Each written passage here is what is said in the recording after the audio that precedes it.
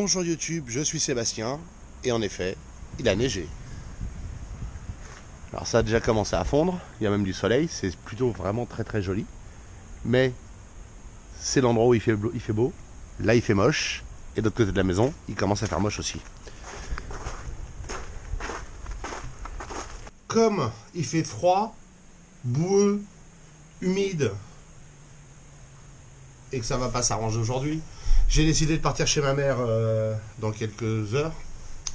L'idée c'est de profiter du fait que ce soit impraticable pour faire ça. Et de toute façon je pars 24 heures donc c'est pas passionnant. Néanmoins, avant de partir, deux choses à faire. La première, remplacer l'écran de cet iPhone 5 ou 5S, j'en ai aucune idée. Qui est celui de la mère de madame qui a été remplacé depuis.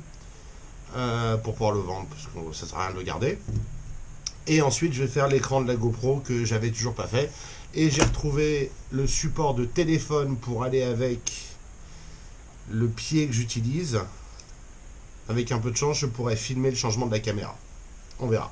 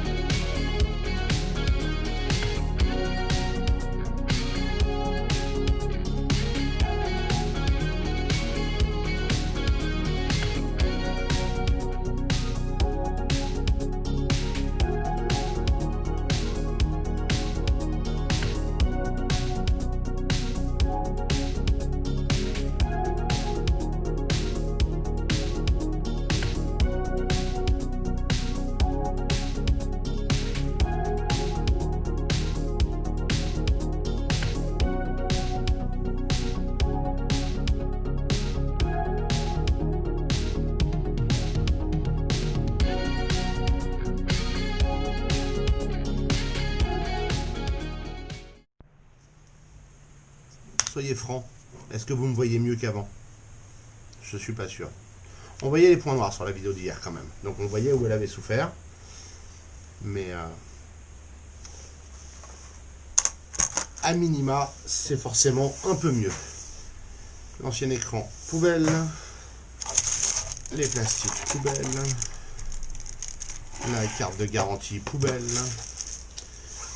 Pour info, la séquence changement de l'écran de la caméra a été filmée sur un iPhone SE, le dernier. J'espère que ce ne sera pas trop compliqué de l'intégrer. J'avoue que j'avais jamais essayé jusque-là. Encore des outils qui me servent à rien. Je les collectionne avec le changement régulier d'écran et de batterie sur les divers téléphones. Comme à chaque fois, ils envoient des petits outils. J'en ai une collection pas possible. Voilà, donc si vous voulez entretenir vos téléphones vous-même ou votre GoPro, je vous recommande iFixit. Je ne suis pas sponsorisé malheureusement.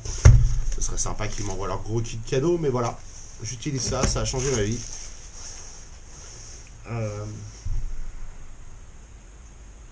Et l'iPhone a un écran, et la GoPro filme à nouveau.